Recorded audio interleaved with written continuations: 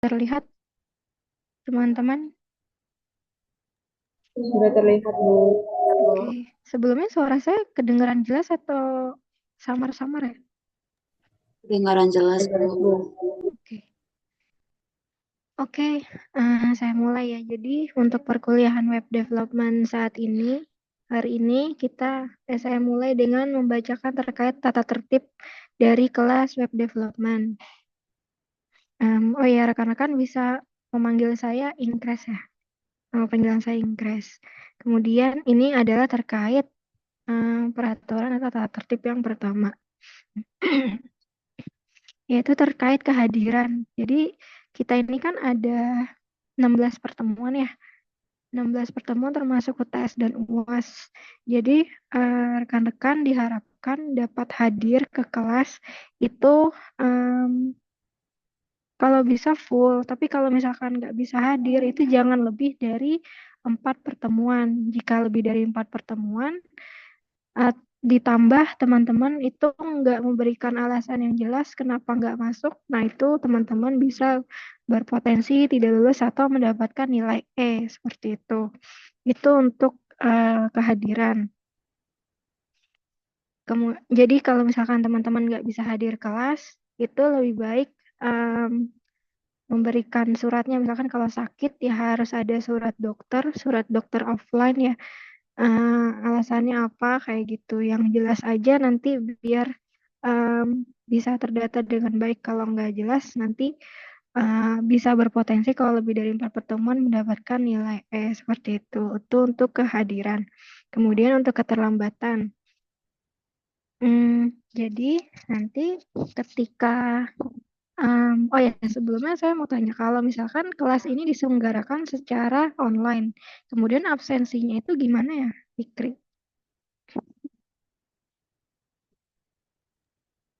Maaf, Halo? izin menjawab. Iya, Kebetulan boleh, dia. yang kedua. Jadi buat absennya itu nanti waktu ada kelas offline kita bakal suruh tanda tangan gitu, Bu. Mungkin kalau Hmm, nanti yang online ini nanti dibikinin Google Form gitu, Bu. oh, boleh. Ah, boleh sih, kalau yang online ini dibikinin Google Form, terus nanti kalau pas offline di pertemuan kedua, berarti teman-teman absen untuk tanggal sekarang dan tanggal di pertemuan kedua nanti gitu ya? Lebih Oke, kayak gitu, Bu, kurang lebihnya. oke. Oke, terima kasih Dea penjelasannya. Jadi nanti PJ kelas, baik itu Dea Permatasari ataupun Fikri Firmansyah, pas kita ketemu offline itu absensinya bisa dikasih dulu ke saya. Nanti bakal saya balikin ke PJ atau ke teman-teman buat teman-teman apa ya, gilir satu-satu untuk kedatangan gitu ya. Jadi nanti mulai dari minggu depan pertemuan kedua absennya ditaruh di meja saya dulu, meja depan kayak gitu. Nah, ini ada peraturan tata tertib terkait keterlambatan. Jadi teman-teman yang terlambat masuk kelas tapi masih dalam range waktu 15 menit, itu teman-teman masih boleh mengisi daftar hadir.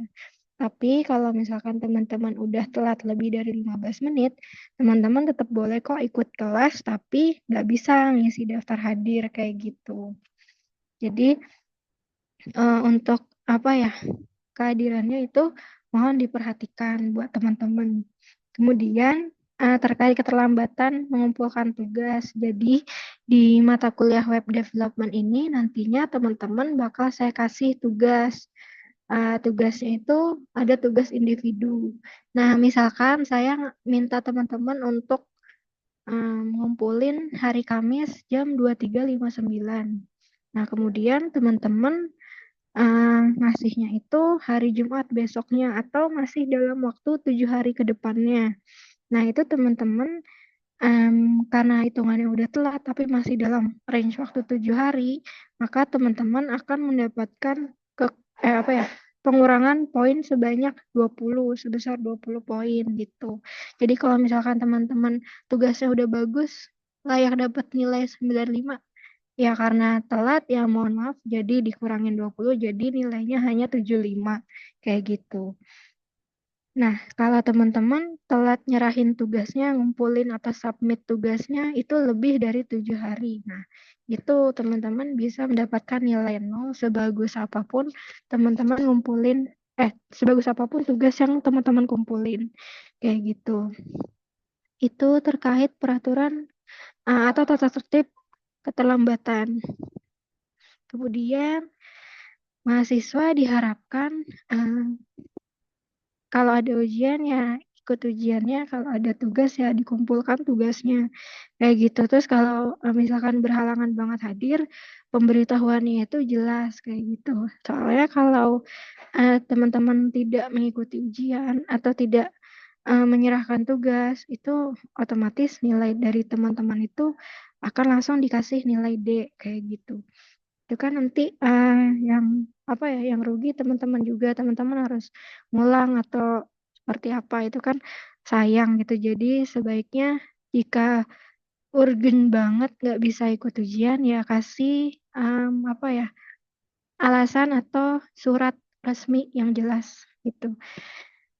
Kemudian terkait kecurangan akademik, jadi nanti teman-teman kan akan diberi tugas atau diberi apa ya, ya tugas ujian semacam itu. Nah, teman-teman itu diminta untuk mengerjakan semua tugas atau semua ujian tersebut dengan usaha teman-teman sendiri. Jadi, saya akan lebih menghargai pekerjaan teman-teman yang dibuat atas usahanya sendiri dibandingkan dengan teman-teman yang hanya copy paste dari punya orang lain seperti itu.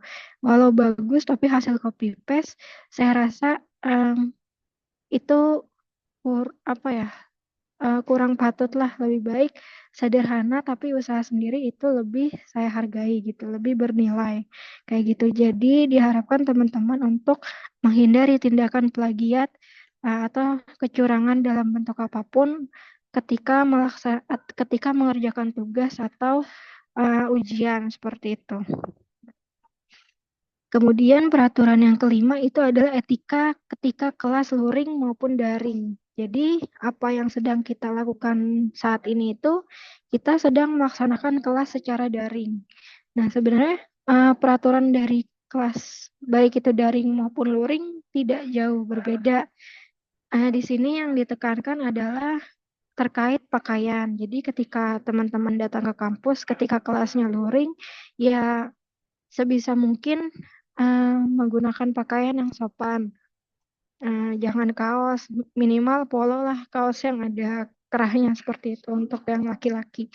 Yang perempuan juga usahain jangan pakai kaos, jangan pakai pakaian ketat atau bahkan transparan seperti itu.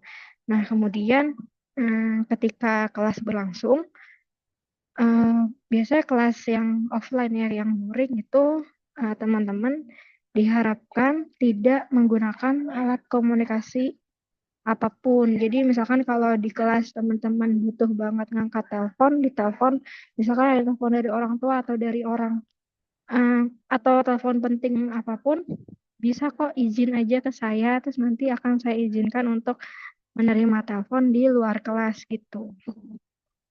Nah, terus etika yang ketiga di dalam kelas daring, cuman nggak ditulis di sini ya, itu teman-teman diharapkan on cam. Jadi kameranya dinyalakan agar saya dapat lebih kenal sama teman-teman gitu. Jadi bisa melihat muka teman-teman lah gitu. Kayak gitu paling untuk peraturan yang kelima terkait etika di dalam kelas luring maupun daring. Sebelum kita lanjut ke komponen penilaian dari teman-teman semua, ada yang mau ditanyain nggak terkait peraturan tata tertib ini?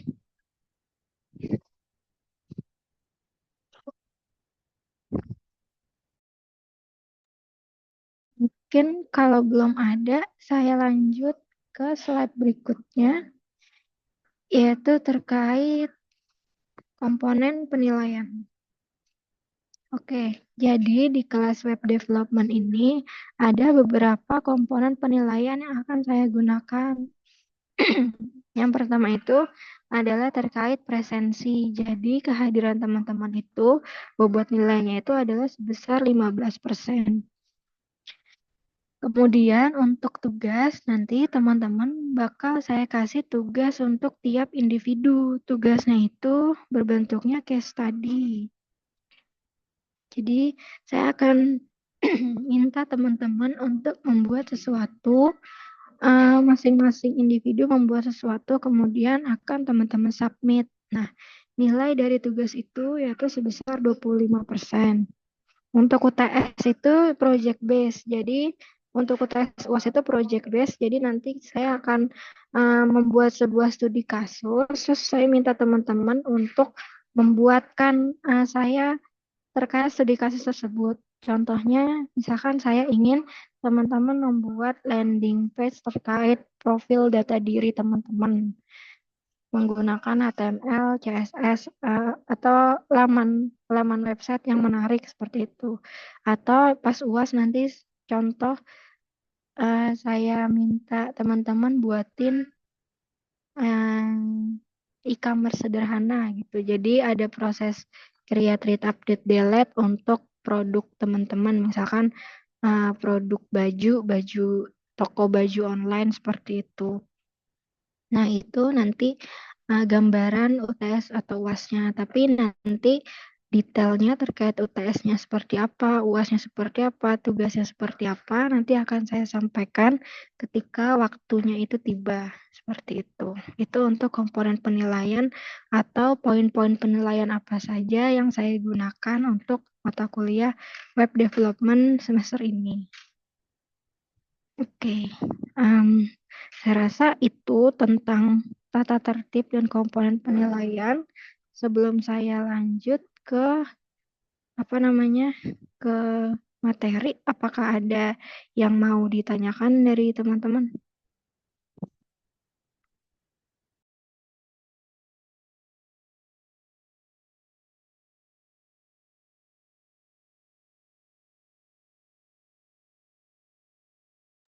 Belum ada, Bu. Oke, baik. Saya coba share screen modul yang pertama. Oke. Ini modelnya udah full screen atau belum ya? Sudah, Bu. Kalau ini keganti halaman nggak? ganti, Bu. Ibu, aman Bu, Oke. aman. Oke, oke. Oke. Oke, tadi berarti untuk yang tata tertib udah jelas dari teman-teman. Kita akan mulai ke materi pertemuan pertama. Jadi di pertemuan pertama ini kita belum mulai coding. Kita akan mulai coding itu di pertemuan kedua dan seterusnya. Jadi yang pertemuan pertama ini kita akan membahas kita akan berkenalan terkait apa sih itu web development. Lalu di web development itu apa ya ada apa aja ada dua kubu besar kah di web development atau seperti apa kita akan apa ya mengetahui itu bersama-sama. Sebentar.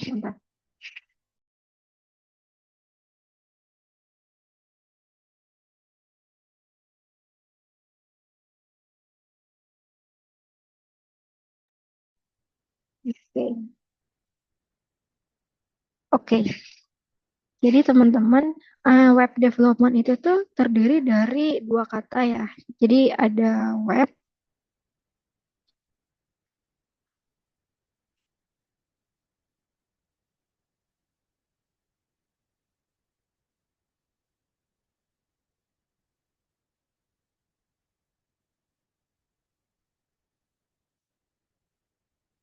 Jadi ada web dan ada development.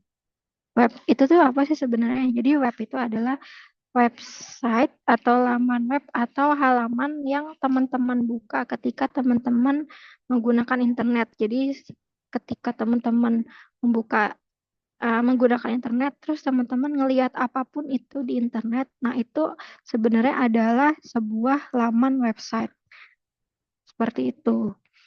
Jadi web itu adalah apapun itu yang berjalan di internet atau yang teman-teman temui di internet. Halamannya itu adalah laman website.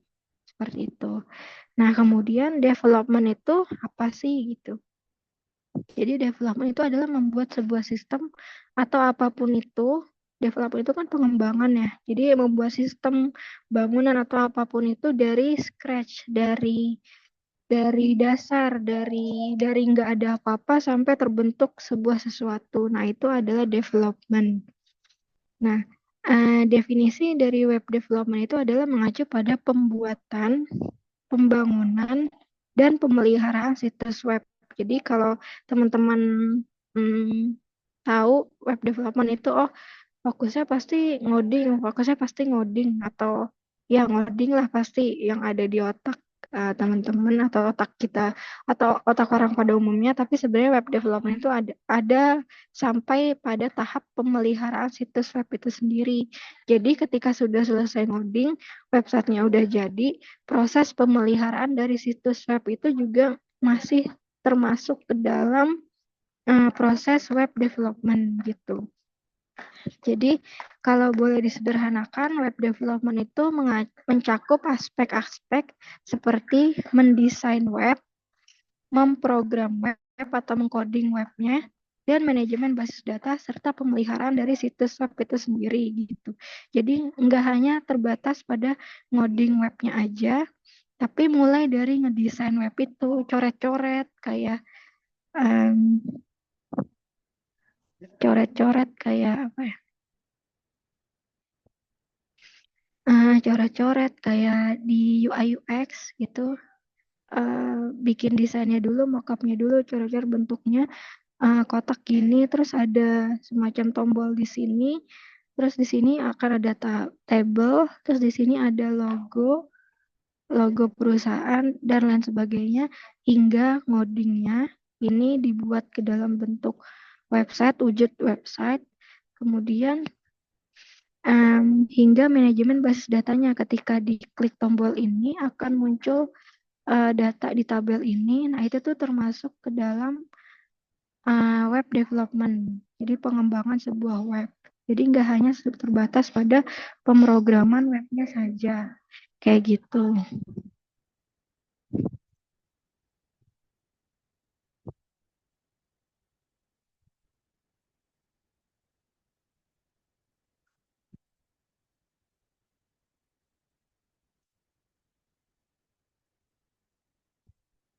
Oke. Nah, kemudian di sini ada definisi. Web development is closely related to the job of designing the features and functionality of website. Jadi sebenarnya di web development itu ada dua kubu besar atau ada dua bagian besar yang saling melengkapi satu sama lain, tidak dapat dipisahkan. Tadi kan kita kan udah dengar ya, kalau web developer itu tahapannya itu panjang mulai dari ngedesain, ngoding, terus mempersiapkan tempat penampungan datanya, database-nya, hingga pemeliharaan dari website itu sendiri.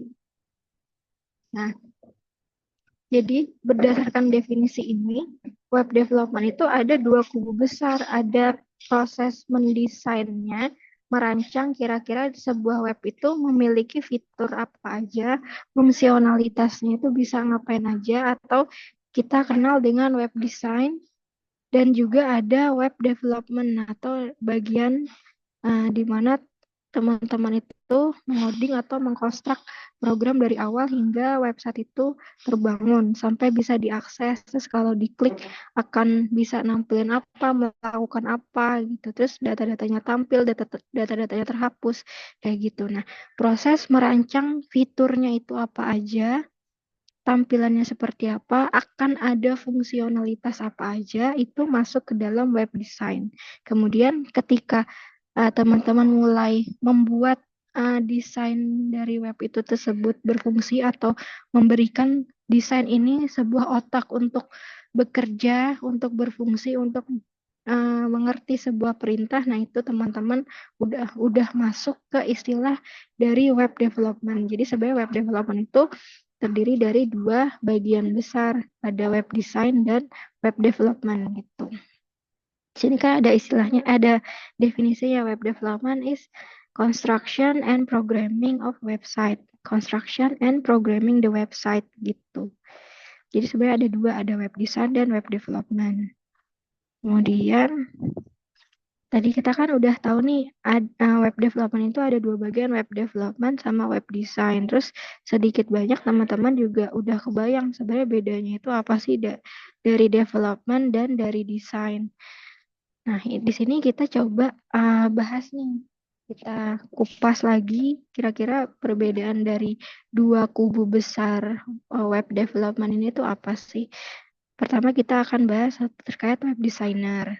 Jadi web designer itu kalau teman-teman bisa perhatiin adalah create everything that user sees on website. Jadi fokus kepada apa yang pengguna itu lihat di websitenya.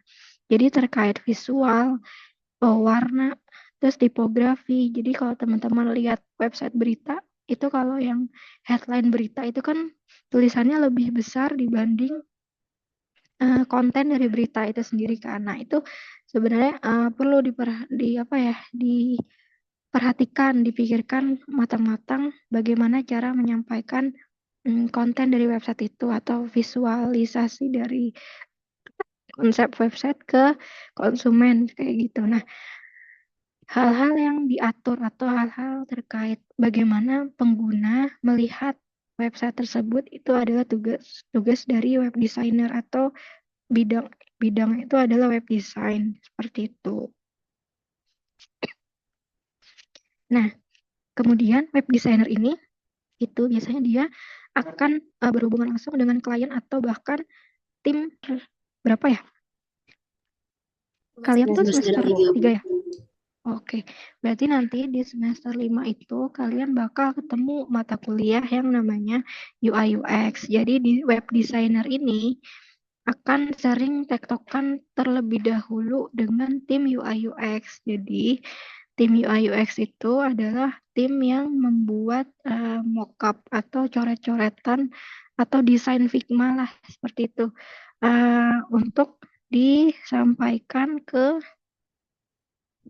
mana? Ke tim web designer. Jadi ke tim UI UX itu adalah uh,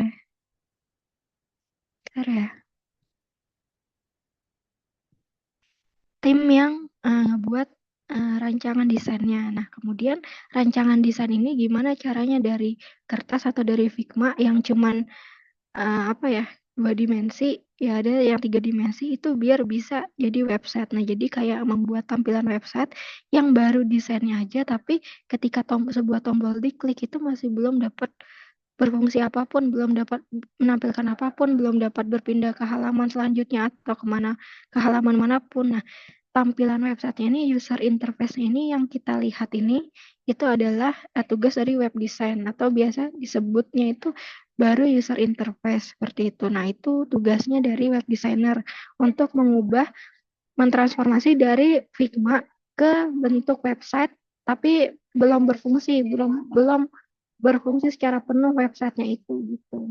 Jadi baru akan ada tombol, akan ada carousel kayak desain yang berubah-ubah secara otomatis itu, tapi ketika carousel tersebut diklik atau tombol tersebut diklik, nah itu belum berfungsi. Nah, agar berfungsi itu baru masuk ke ranahnya si web developer kayak gitu. Nah, untuk menjadi web designer ini, mereka perlu mengetahui bahasa-bahasa pemrograman yang utamanya ini adalah HTML, CSS, dan JavaScript. Kayak gitu. Jadi HTML ini adalah struktur bahasa untuk konten sebuah website. Jadi bagaimana sebuah website itu sebenarnya terstruktur. Kita melihat halaman website, terus kemudian ada halaman atas. Ini ceritanya ini halaman website, terus ini halaman atas. Ini adalah header, kemudian ada footer, bagian bawah sini footer. Terus ada paragraf gimana caranya si teks ini tuh lebih menjorok ke dalam dibanding ukuran halaman aslinya. Nah, itu diatur oleh HTML seperti itu. Nah, kemudian ada CSS merupakan bahasa yang digunakan untuk apa ya, memberikan warna, bisa memberikan warna, mengatur huruf seperti itu untuk tampilan dari website seperti itu. Kemudian JavaScript ini sebenarnya dapat bertindak sebagai bahasa pemrograman. Akan tetapi untuk mata kuliah web development ini kita akan menggunakan JavaScript sebagai um, sarana untuk membuat tampilan agar lebih apa ya, lebih dinamis. Misalkan kalau teman-teman pernah lihat ada tombol, terus kemudian tombol tersebut diklik, terus akan muncul pop-up, terus pop-up-nya ini bisa kayak denyut jantung gitu, good, good, good gitu. Nah, good-goodnya itu bisa kita fungsiin menggunakan JavaScript kayak gitu. Jadi ini akan kita arahkan mata kuliah ini JavaScript kita gunakan sebagai pendukung pendukung tampilan atau front end kayak gitu. Terus ini yang tadi udah sempat disebut, jadi create wireframes and prototype to test design ideas. Jadi kalau ada ide, kita punya ide, terus kita bilang ke tim UI UX, tolong gue punya ide kayak gini, gue pengen bikin website yang nampilin foto, terus apa ya, em, ada ada kalendernya dan lain sebagainya gitu. Terus nanti tim UI UX itu desainin pakai Figma, High Fidelity Design namanya. Terus setelah udah oke, dia dia konsulin ke klien atau pihak yang emang minta desainnya tadi, punya kebutuhan atau kepentingan.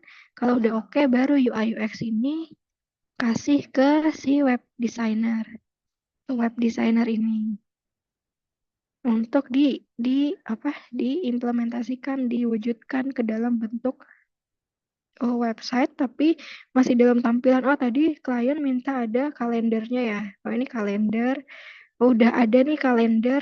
Nah tapi ketika kalender ini diklik, pengennya itu dia masuk ke halaman pemesanan kayak gitu, halaman baru pemesanan, tapi ini masih belum bisa diklik, belum bisa lanjut ke halaman pemesanan karena nanti ini tugasnya si web developer. Nah, itu.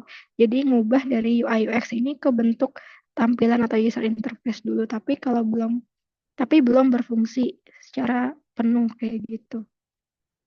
Terus kalau dari web developer itu sendiri, dia itu biasanya disebut sebagai server side karena dia itu eh, tidak berhubungan dengan tampilan atau yang mengurusi bagaimana si user melihat website ini tertarik atau enggak, gimana tampilannya menarik atau enggak.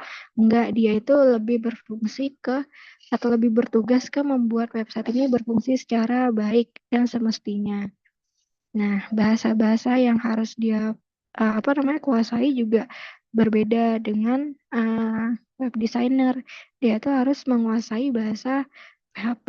Ini PHP merupakan bahasa pemrograman yang umum digunakan untuk membuat sebuah website. Jadi PHP ini udah powerful, sebenarnya udah bisa bikin website dinamis kayak gitu. Selain PHP, dia juga bisa menggunakan Python untuk sisi backend-nya atau sisi servernya. Bisa pakai Ruby, C++, tapi yang umum digunakan itu adalah PHP. Boleh sih dia malah bagus kan kalau dia tahu juga HTML, CSS, JavaScript. Nanti dia si web developer ini bisa jadi full stack kayak gitu. Nanti kita bakal bahas di slide berikutnya. Nah, tapi di sini yang perlu teman-teman pahami terlebih dahulu adalah perbedaan dari web design dan web developer. Kalau web developer itu adalah otaknya atau hal-hal di balik websitenya, bukan tampilan yang dilihat user. Nah, bahasa yang perlu mereka kuasai pun juga berbeda ya. Di sini PHP, bisa Python dan lain sebagainya seperti itu. Selanjutnya, oke, kalian kan di sini Fakultas Ekonomi, Prodi Bisnis Digital. Nah, kenapa sih kalau teman-teman mungkin pernah berpikir, kenapa sih gue masuk ekonomi, uh, bisnis digital perlu belajar yang namanya web development yang biasanya kita temuin tuh di jurusan atau di fakultas teknik gitu. Nah, menurut saya ketika teman-teman udah kuliah di fakultas ekonomi, ilmu-ilmu ekonomi, ilmu-ilmu bisnis, ilmu-ilmu manajemen itu teman-teman pasti udah nguasain banget. Pasti nanti sampai lulus pun akan terus ketemu sama ilmu-ilmu bisnis, ekonomi, dan manajemen. Nah, itu bagus. Nah, kemudian menurut saya, ketika teman-teman menguasai bisnis dan juga teknologi atau digital, itu teman-teman sudah bisa apa ya disebut menguasai dua hal utama di dunia ini, biar teman-teman itu enggak enggak enggak apa ya, enggak ketinggalan, enggak pokoknya bisa lah beradaptasi sama kemajuan dunia yang cepat banget ini. Saya akuin cepat banget. Teman-teman itu nggak akan ketinggalan karena teman-teman udah menguasai bisnisnya dapat, terus juga teman-teman sekarang lagi belajar teknologinya nih. Nah, dengan menguasai dua hal ini, teman-teman bisa rule the world, bisa menguasain dunia lah, bisa berdiri di atas kaki teman-teman sendiri tanpa mungkin bahkan tanpa bergantung dengan orang lain gitu. Teman-teman bisa nih nyiptain peluang teman-teman sendiri. Teman-teman bisa buka lapangan kerja buat orang banyak gitu. Karena teman-teman udah menguasai dua ilmu dasar yang paling penting di dunia ini, yaitu ekonomi, bisnis manajemen, dan juga teknologinya. Nah, jadi dengan belajar web development di walaupun di Fakultas Ekonomi, nah teman-teman bisa salah satu manfaatnya yaitu bisa membuka peluang kerja untuk teman-teman sendiri gitu. Nah, ekonomi kan erat kaitannya dengan bisnis. Nah, dengan mengetahui eh, ya mengetahuilah bagaimana cara membangun website sendiri, bagaimana membangun landing page, bagaimana membangun website sederhana yang ada fungsionalitas CRUD-nya. Nah, itu teman-teman bisa nih membangun sebuah produk sendiri. Misalkan teman-teman mau buat semacam toko yang menjual baju-baju olahraga buatan teman-teman sendiri. Nah, teman-teman udah bisa nih kan.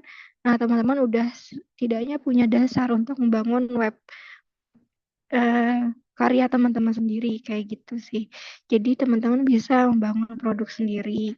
Terus teman-teman nanti ketika berjalannya waktu lagi ngerjain tugas terus ketemu error mau gak mau kan teman-teman bakal buka-buka apa ya referensi atau literatur terkait teknologi gitu. Nah, teman-teman mau nggak mau jadi update dong sama teknologi digital, perkembangannya, terus bahkan harus memahami terlebih dahulu apa sih ini maksudnya gitu.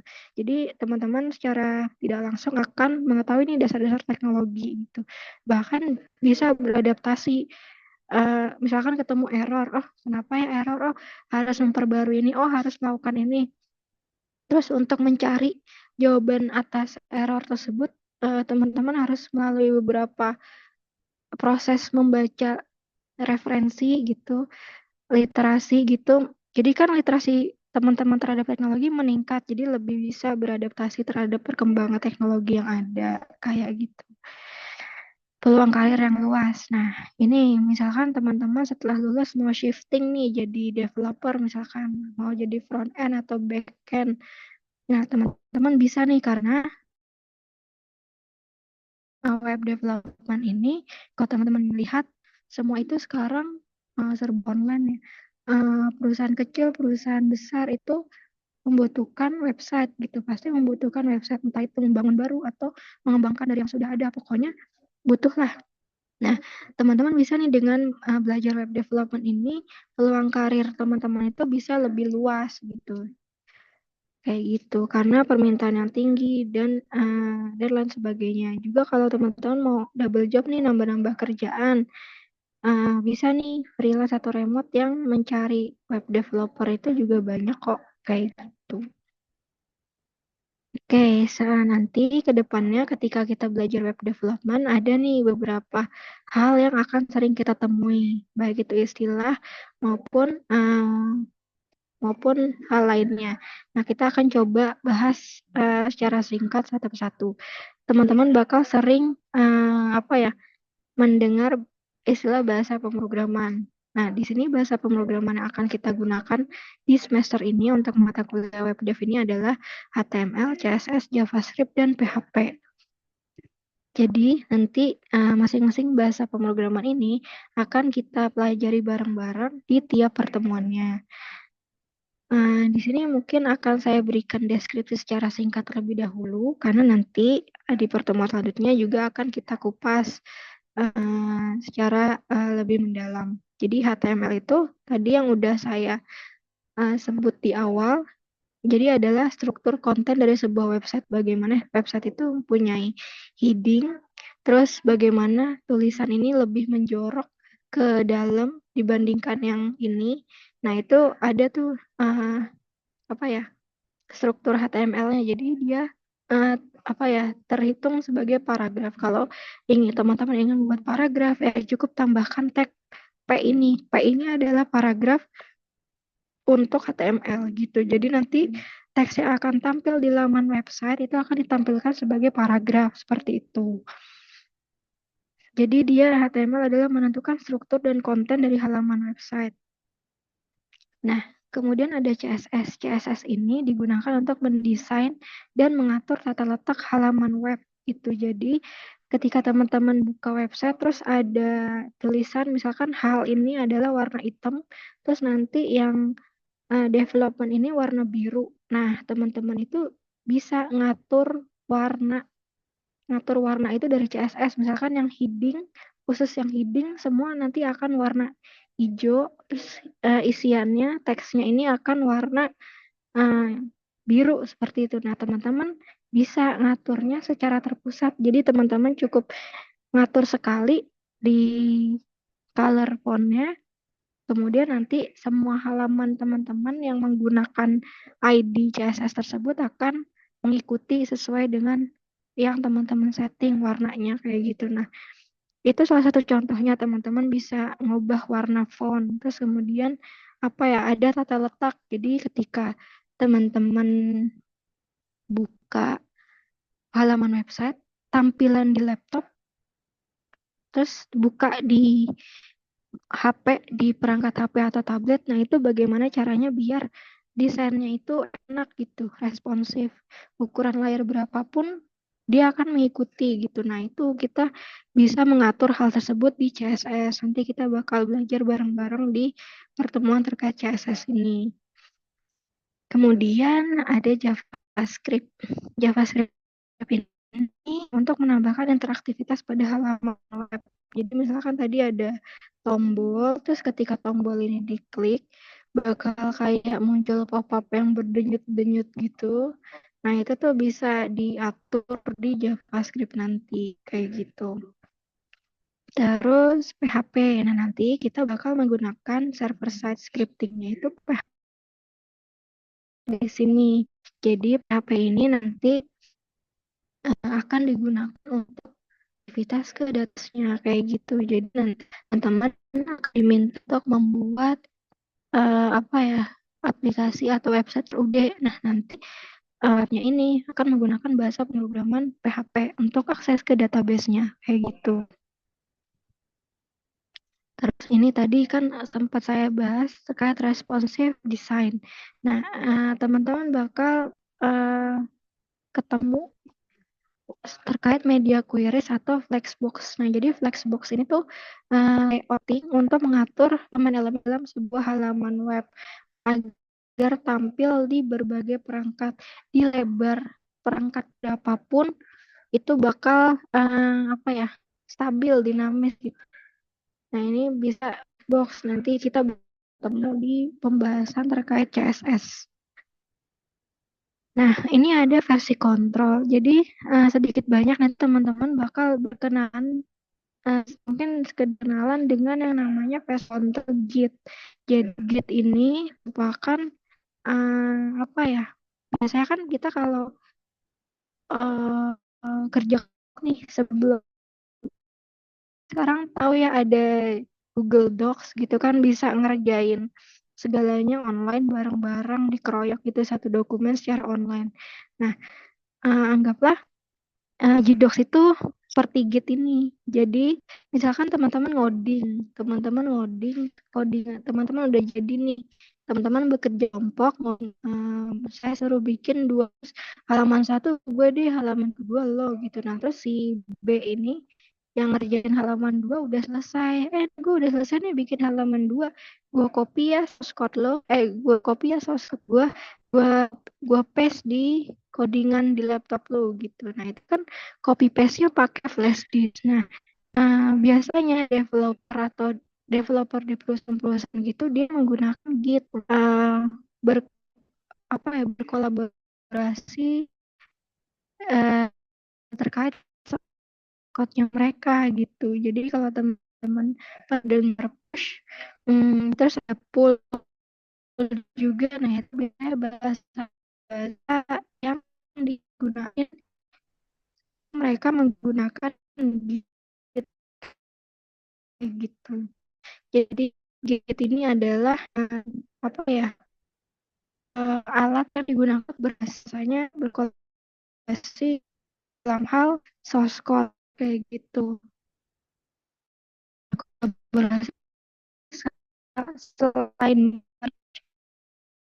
source code ini juga dapat digunakan melacak bahan kerja supaya melakukan perubahan. Nah itu ada lagi si A melakukan penggabungan kode di jam 14 yang itu bukan penghapusan baris jam 10 kayak gitu. Nah itu ada dan ada GitHub, nah itu platform untuk melakukan tadi gitu. Ya teman kan sering sering nemu di Google.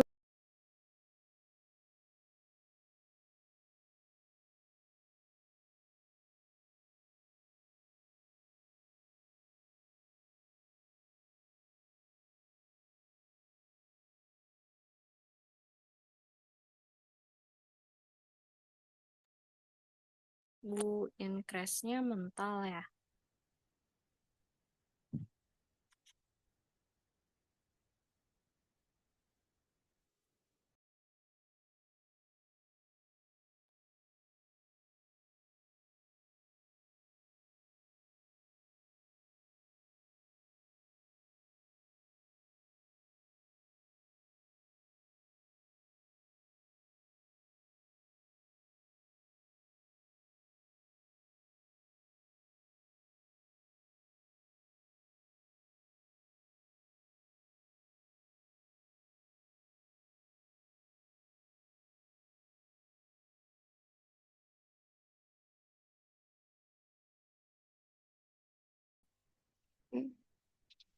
Oke, oke, saya izin lanjutkan lagi ya.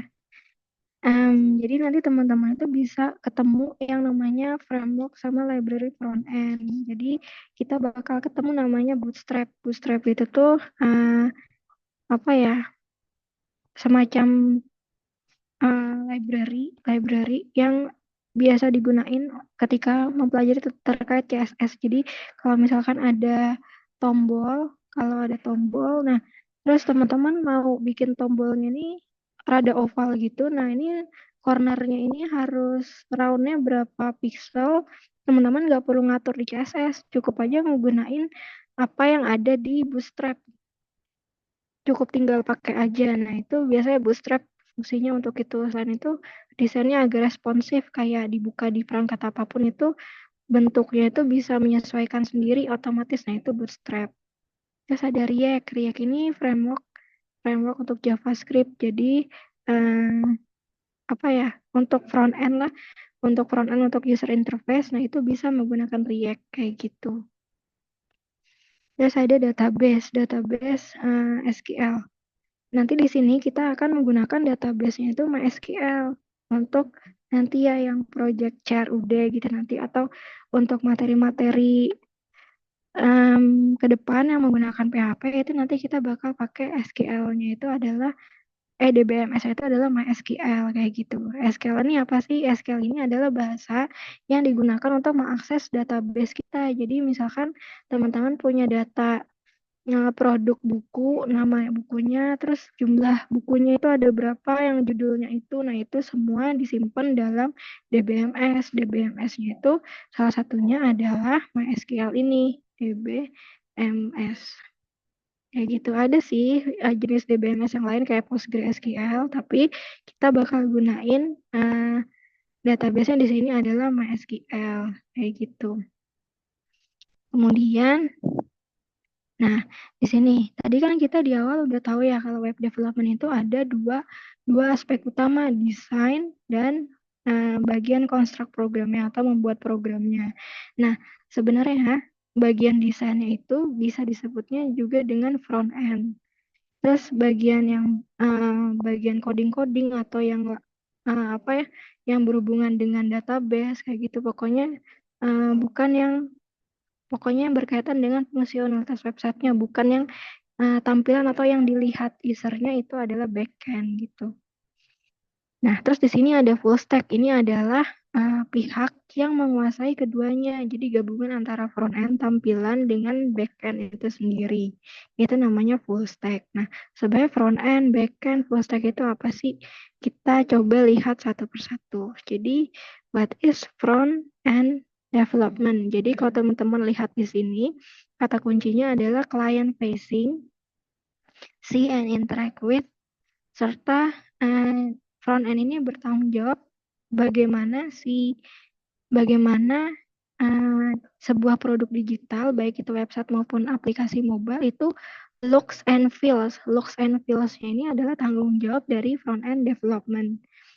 Jadi si front end development ini adalah pihak yang bertanggung jawab terhadap hal-hal terkait website tersebut yang langsung berhubungan dengan pengguna. Jadi pengguna kan melihat tampilannya, oh, warnanya bagus atau letaknya ngerti. Terus kalau mencet ini bakal muncul apa, alurnya gimana. Nah, itu adalah client facing kan. Jadi klien yang dilihat oleh klien, yang dilihat oleh pengguna. Terus uh, see and interact with. Jadi user will see and interact with. Jadi apa yang pengguna lihat dan bagaimana pengguna akan berinteraksi terhadap tampilan tersebut. Nah, itu adalah tugas dari front end development. Pokoknya orang depan lah gitu, bagian depan dia yang mengatur itu. Kata kuncinya yang perlu teman-teman ingat itu adalah client facing, see and interact with, serta looks and feels. Jadi front end development ini dia bertanggung jawab terhadap bagaimana si website ini looks and feels, bagaimana cara menggunakannya, alurnya itu apakah smooth atau enggak, atau malah ngebingungin ngeklik ini harus kemana dulu gitu.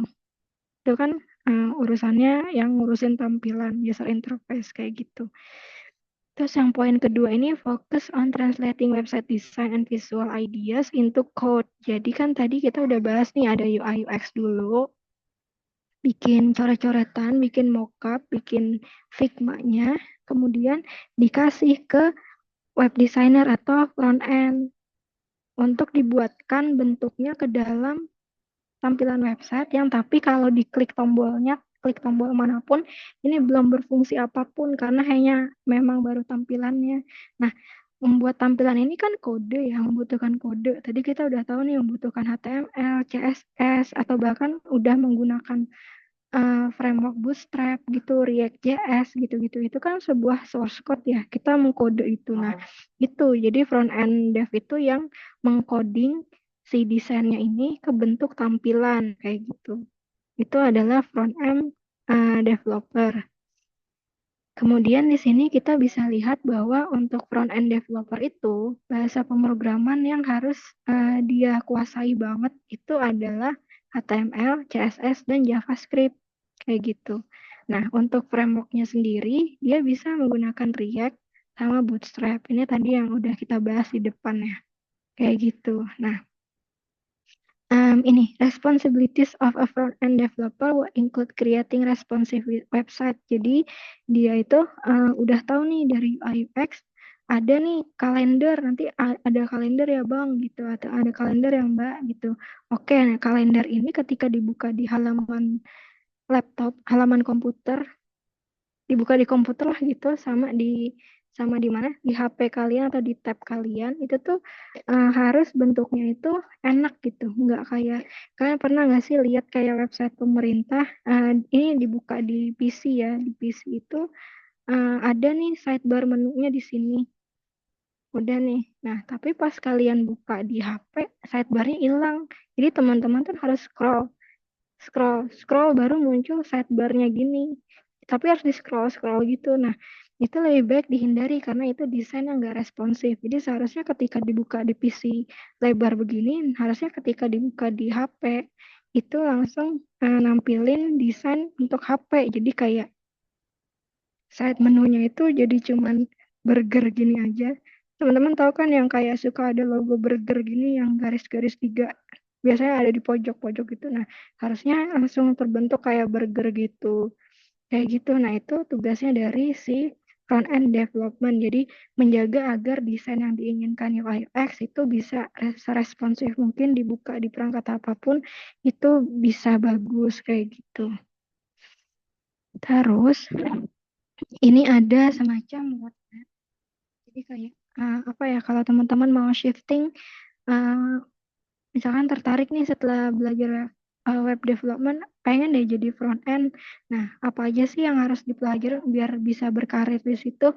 Nah, teman-teman bisa buka di sini roadmap.sh/front end gitu. Nanti di situ bakal ada materi yang nanti di akhir kita sama-sama lihat ya materi-materi yang bisa teman-teman pelajarin untuk menguasai front end tersebut kayak gitu. Nah, terus di sini kita bahas mengenai backend development. Jadi backend development itu beda tadi. Tadi kan kalau front end how it looks, how it feels gitu kan. Nah, kalau sekarang nih yang back end how it works. Jadi kayak memastikan bagaimana si website itu bisa uh, berfungsi dengan benar sebagaimana fungsi yang ditujukan kayak gitu. Jadi fokus kepada kata kuncinya adalah how it works. Teman-teman bisa fokus di kata kunci ini, how it works. Nah, backend developer itu berfungsi untuk menciptakan atau mengkonstruk apa ya codingannya. Jadi memprogram dari awal terkait codingan tersebut. Dia juga bertanggung jawab terhadap interaksi database-nya, struktur database, rancangan database-nya. Ketika misalkan diklik tombolnya, apakah akan tampilnya itu data produknya. Nah, data produknya itu apa? Ada deskripsi produknya juga atau cukup nama produknya aja sama kuantitas. Biasanya kan kalau kita di kasir akan muncul ya nama produk, terus kuantitasnya berapa. Terus apakah perlu juga deskripsi produknya untuk tampil di halaman kita kayak misalkan apa sih itu nisin wafer gitu perlu nggak dideskripsiin. Nah itu tuh diatur oleh backend developer ini. Sebentar ya saya izin sebentar.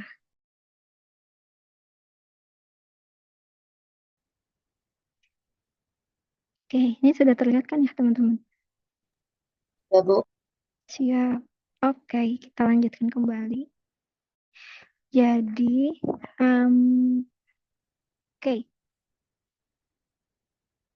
Jadi, si backend ini dia akan fokusnya ke how it works.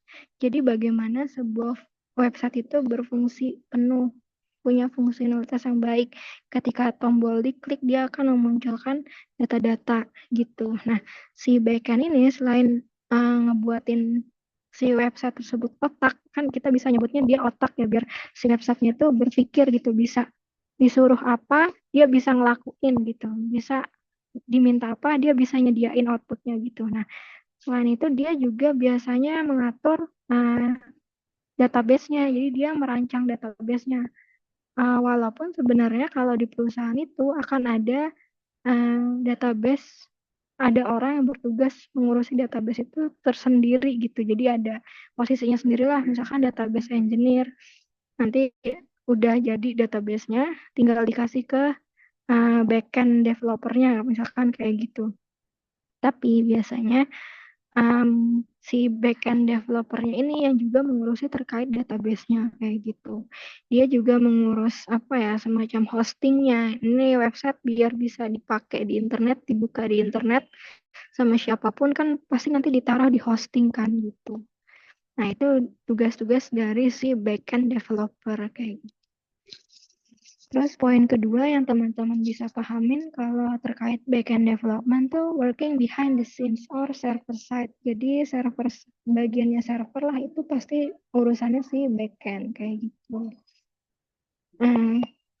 Nih kata kuncinya, allow computer application to perform as desired. Jadi misalkan si klien yang minta ketika ini bisa nampilin tabel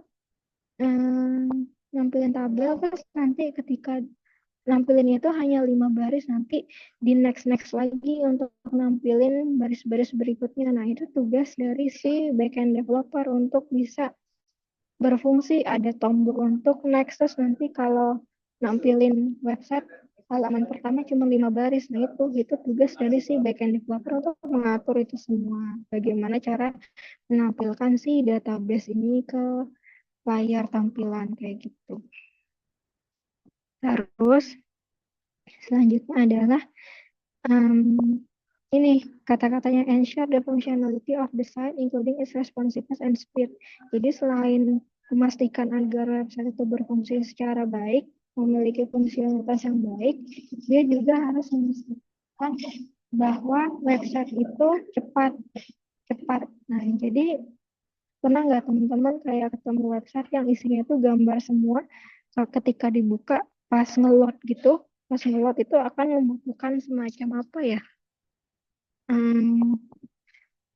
waktunya lama gitu, loadingnya lama. Nah, itu si backend ini harus memastikan hal-hal tersebut. Jadi kayak memastikan agar kecepatannya itu cepat gitu. Nah, biasanya dilakukan dengan cara memakai gambar atau fotonya itu ukurannya itu kecil, enggak megabyte lagi, tapi bahkan sebisa mungkin kilobyte. Nah, hal-hal ini yang diatur oleh si backend developer. Kemudian selanjutnya backend developer itu know how to build servers. Jadi misalkan teman-teman nih ingin membuat website, salah satu fiturnya adalah ingin menampilkan apa ya, jadwal XX1 gitu, yang terbaru lah. Pokoknya update XX1 lagi nampilin apa Toy Story 5 di website kita juga nampilin Toy Story 5, pokoknya samaan lah gitu sama punyanya XX1 yang lagi tampil di bioskop. Nah, itu teman-teman biasanya bisa menggunakan API dari XX1 tersebut. Jadi nanti XX1 menyediakan API, database API, nanti teman-teman bisa pakai API tersebut untuk ditempelin ke website milik teman-teman gitu. Jadi nanti bisa nampilin jadwal film yang tersedia di XX1 secara real time, ngikutin updatean dari XX1 pusat kayak gitu. Nah, si backend developer ini biasanya harus nih paham gitu terkait API ini, karena kan dia nanti akan nempelin API gitu. Bahkan nanti ketika apa ya, teman-teman punya aplikasi, terus aplikasinya udah berkembang besar, terus teman-teman ingin apa ya, aplikasi teman-teman tuh dipakai juga di aplikasi punya orang lain. Nah, teman-teman harus bikin nih API-nya teman-teman, aplikasi teman-teman buat biar bisa dipakai di aplikasi lain. Nah, itu kan tanggung jawabnya dari si backend developer ini. Mereka harus ngerti terkait API. Nanti kita sepanjang perjalanan mata kuliah bakal kenalan terkait API ini tuh apa sih gitu. Terus ini terkait poin selanjutnya ini terkait bahasa pemrograman yang digunakan. Jadi bahasa pemrograman yang bisa digunain sama backend developer tuh macam-macam. Salah satunya PHP. Nanti kita bakal pakai PHP di kelas ini gitu. Terus untuk penyimpanan database-nya, DBMS-nya kita pakai MySQL. Ada Oracle, ada Postgre gitu. Tapi di sini kita akan pakai MySQL. Gitu. Terus nanti kita juga bakal kenalan bentar sama Git si alat komunikasi atau kolaborasi terkait source code ini kayak gitu. Ini ada roadmap, jadi nanti teman-teman kalau mau shifting jadi backend developer misalkan bisa tahu nih harus mulai dari mana, apa aja yang harus pelajari, mulai pelajarinya itu dari mana. Nah, bisa buka ini. Oke, sebentar deh, saya coba bukain ya. Stop share.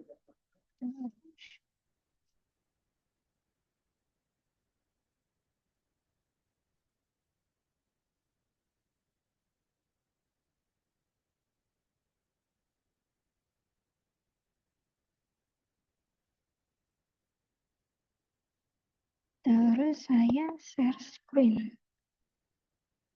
Nah, ini di tampilan link-link yang ada di PPT tadi. Pertama kan tadi terkait front end ya. Nah, di sini udah dibuatin terkait alur belajar front end. Kalau teman-teman mau belajar front end, mau mendalami front end itu mulainya dari mana? Nah, itu dari sini teman-teman bisa terlebih dahulu mengetahui apa sih itu internet ya gitu. Terus kalau udah mulai ke HTML, tadi kan kita udah apa sebut ya kalau frontend itu HTML. Nah, ya udah HTML belajarnya apa aja? Oh, strukturnya HTML tuh struktur penulisannya kayak apa gitu. Terus ada form and validation. Oh iya, belajar post and get-nya HTML dulu buat form. Terus ada SEO, nanti gimana caranya eh biar halaman website kita itu munculnya paling atas pas di search di search engine kayak gitu. Di sini kan ada kayak bentuknya ungu, hijau, sama abu-abu. Nah, yang ungu ini tuh rekomendasi personal dari si orang yang membuat roadmap ini. Jadi teman-teman bisa ngikutin dia nih. Kemudian kalau yang hijau ini alternatif. Jadi teman-teman bisa ngikutin yang hijau ini atau yang ungu ini untuk belajar terkait front end. Kalau yang abu-abu, teman-teman nggak usah pelajarin juga nggak apa-apa gitu. Tapi kalau dipelajarin lebih bagus gitu. Tapi untuk menguasai front end, menguasai yang abu-abu itu nggak begitu perlu kayak gitu. Ini banyak sih. Teman-teman bisa baca aja di sini eh, apa sih itu gitu. Kemudian selanjutnya ini yang backend. Ini alur belajar backend, jadi masih sama formatnya. Ungu itu rekomendasi personal, hijau itu alternatif, jadi bisa ngikutin yang ungu atau yang hijau. Kemudian yang abu-abu ini itu boleh diikutin, boleh enggak gitu. Jadi pertama teman-teman pastiin dulu mau pakai bahasa pemrogramannya apa. Di sini untuk backend banyak ya. Tadi kita udah kenal tuh ada PHP, Python. Nah, teman-teman bisa pilih salah satu mau bahasa pemrograman yang mana gitu untuk dikuasai ke backend. Saran saya sih kuasai aja satu bahasa pemrograman tapi dalam gitu. Nggak banyak, nggak kayak apa ya? Banyak gitu tapi kulit-kulitnya aja nggak apa satu bahasa pemrograman aja tapi dalam itu lebih bermanfaat sih buat kedepannya gitu. Misalkan PHP, fokus PHP aja sampai sampai hafal, sampai ngelotok gitu. Dibanding menguasain PHP iya, Java iya, Python iya, tapi kulit-kulitnya aja. Boleh sih nanti kayak kalau udah yakin nih udah menguasai PHP banget keseluruhan, terus beranjak ke Python gitu boleh sih. Asal kayak dikuasai banget-banget bahasa-bahasa pemrograman yang emang udah teman-teman pilih kayak gitu. Terus teman-teman backend nih, biasanya tadi kan harus apa ya, istilahnya kayak copy paste atau copy paste, iya merge atau ngegabungin source code sama rekan tim karena ini penting nih karena kan mainannya source code banget ya, yang server side. Nah, dia penting untuk mengetahui, memahami terkait Git ini version control system. Terus banyak sih ini teman-teman bisa coba aja nanti kalau lagi iseng bukain satu-satu kalau tertarik mau jadi backend developer gitu. Biasanya cowok-cowok kan suka tantangan tuh. Nah, biasanya banyak nih yang beralih ke backend developer nih untuk yang cowok-cowok gitu. Cewek-cewek nggak menutup kemungkinan jadi backend developer sih. Banyak juga teman saya yang keren tuh jadi backend developer. Jadi yang cewek-cewek semangat kalau misalkan mau belajar apapun itu bahasa pemrograman, kalian nggak kalah kok sama yang cowok-cowok kayak gitu. Oke, kita balik ke PPT. Nah, hmm,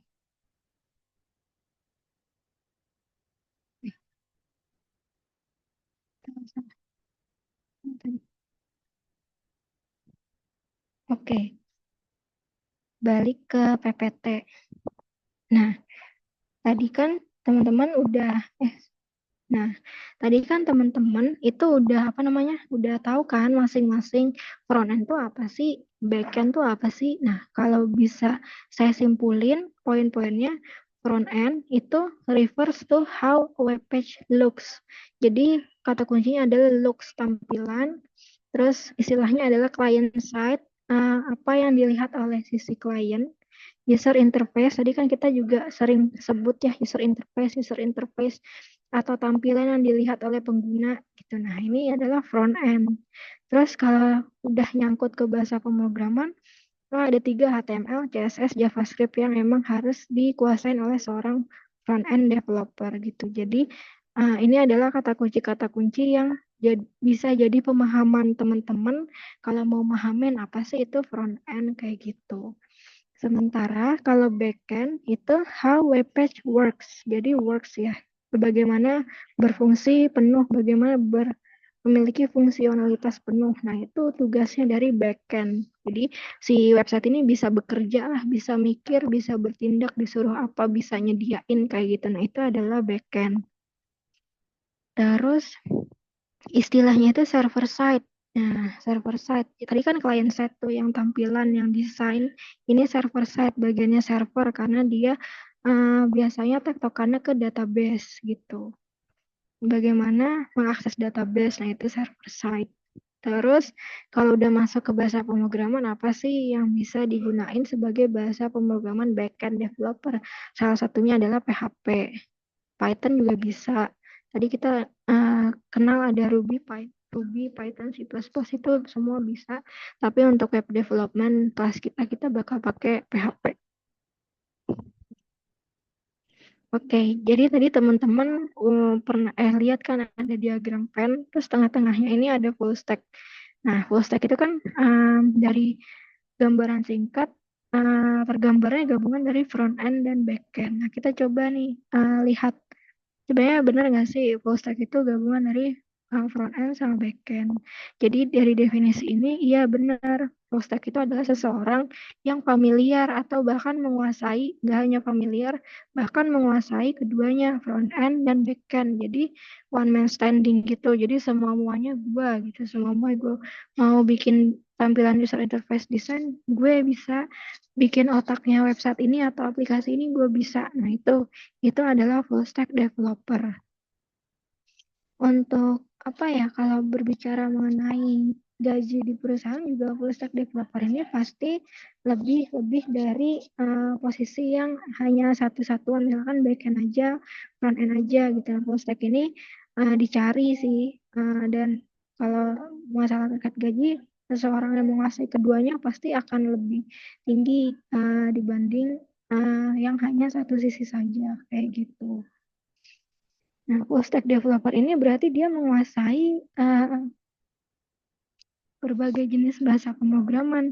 Maksudnya kayak HTML dia menguasai, CSS dia menguasai, JavaScript dia menguasai, terus yang backend PHP yang menguasain gitu. Atau dia juga menggunakan Python menguasai JavaScript untuk pemrograman, dia menguasai kayak gitu. Jadi dia emang understand a wide variety of programming language kayak gitu. Terus dia juga familiar terhadap setiap layer dari development, layer apa ya, layer desain dia menguasain, layer programming dia menguasain, layer database menguasai, maintenance dia menguasai. Jadi memang kayak Superman gitu, full stack developer ini.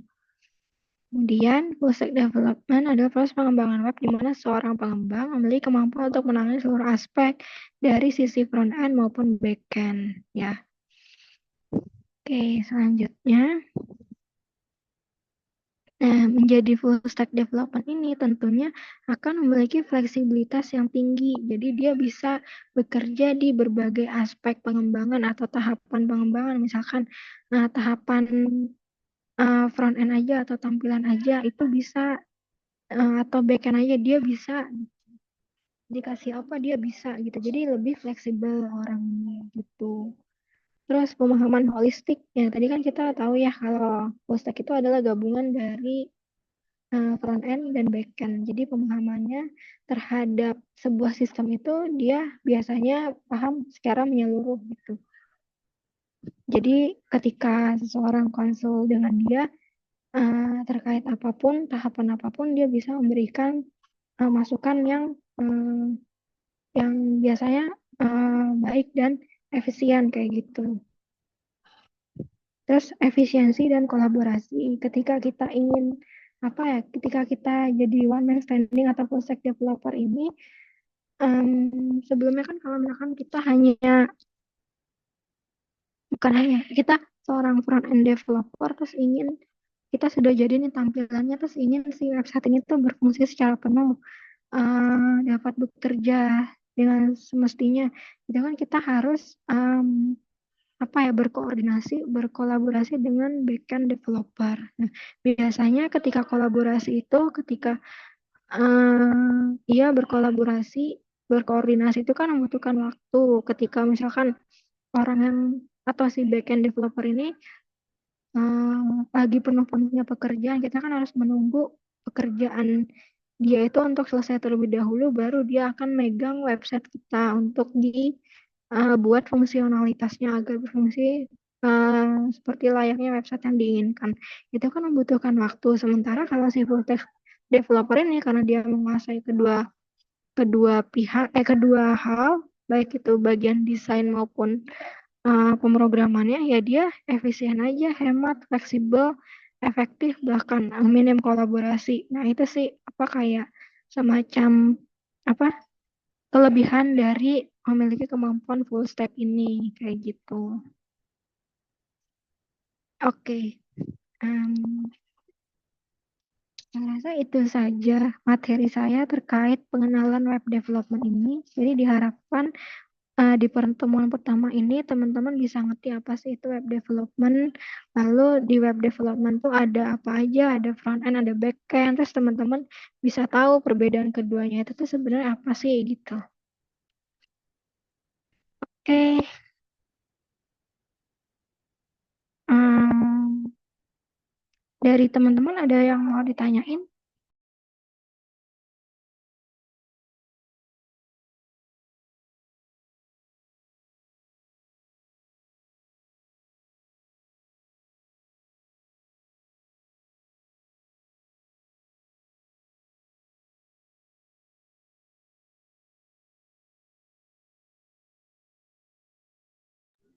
Maaf Ibu, izin bertanya.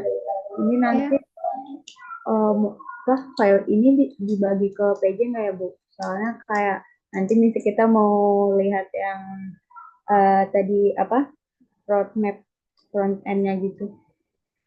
PPT-nya ya? Ya, Oh iya, nanti tiap PPT dari mata kuliah, tiap pertemuan bakal saya share ke PJ-nya. Ke PJ-nya tadi si siapa namanya? Siapa ya? Fikri ya? Iya, Bu. Nah ya Fikri Firmansyah. Ya nanti bakal saya share ke Fikri. Jadi teman-teman bisa ngulang materi-materinya. ya baik Bu, terima kasih.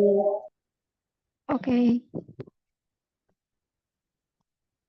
Oh iya, teman-teman nanti mulai dari pertemuan kedua sampai seterusnya, teman-teman diharapkan bawa laptop ya. Kita bakal mulai coding. Nanti kita belajar coding bareng-bareng, instalasi dan segala macamnya. Kayak gitu.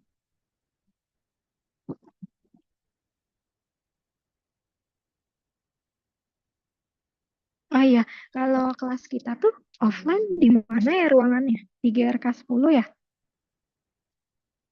Kalau di si akadnya sih di GRK Bu, lantai 10 nomor 14. Cuma itu nanti pada bawa ini sih laptop masing-masing mungkin. Tapi kalau misalnya mau pakai lab, pasti nanti dipastiin dulu labnya kosong atau enggak. Oke. Enggak, soalnya kalau misalkan pakai GRK 10 itu em, biasanya HDMI yang dari fakultas itu nggak bisa apa ya, nggak bisa nyala, nggak bisa berfungsi di laptop saya. Jadi kalau misalkan dari PJ-nya atau dari teman-teman kelas C punya HDMI sendiri, saya bisa dipinjemin ya kalau tiap kuliah gitu. Siap Bu, nanti kita siapin buat DNI-nya. Oke, terima kasih. Oke, ya teman-teman ada yang mau ditanyakan lagi kah? Izin bertanya Bu, untuk pertemuan pekan depan kan kita mau mulai ngoding ya. Itu ada aplikasi atau apa gitu yang harus kita download terlebih dahulu nggak Bu? Biar Oke, nanti langsung. oke. Nah, sebelumnya teman-teman tuh udah punya akses WiFi belum ya, yang UNJ, WiFi UNJ? Sudah. Sudah ya? Berarti nanti pas perkuliahan aman lah ya, bisa misalkan kalau saya minta download apa gitu bisa ya di-download saat itu juga.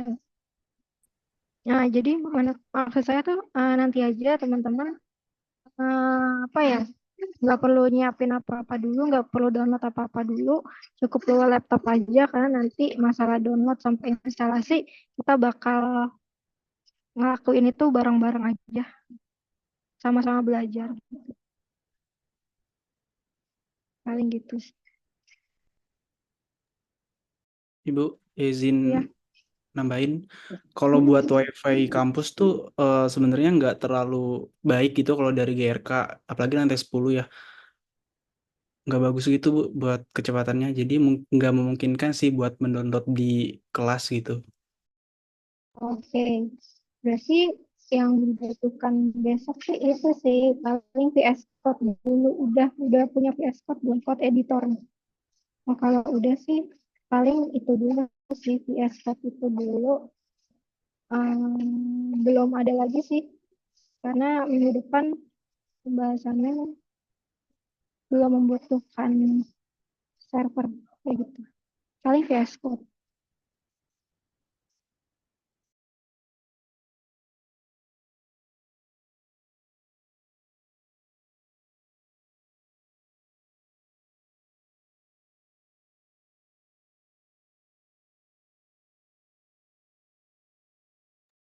Ada lagi kah yang mau ditanya? Oh iya, nanti biasanya kalau rekaman Zoom ini dosennya juga di-share atau gimana ya? Atau kalian taruh di YouTube kelas atau gimana? Biasanya di ini Bu, di Google Drive, dibagi gitu. Oke, oke, oke.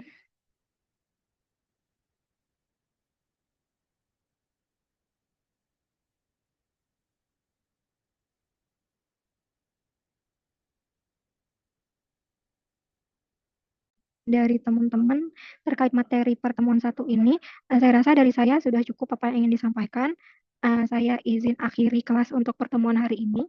Terima kasih rekan-rekan yang sudah hadir. Nanti minggu depan jangan lupa absen. Oh ya, yang ketua kelas nanti absen, jangan absen dulu. Absennya dikasih ke meja saya dulu ya. Kalau tiap pertemuan terus, Baik, Bu. ya udah, paling itu aja. Selamat siang. Wassalamualaikum warahmatullahi wabarakatuh. Waalaikumsalam. Waalaikumsalam. Terima kasih, Bu. Terima kasih Terima Bu. kasih Bu. Terima kasih Bu.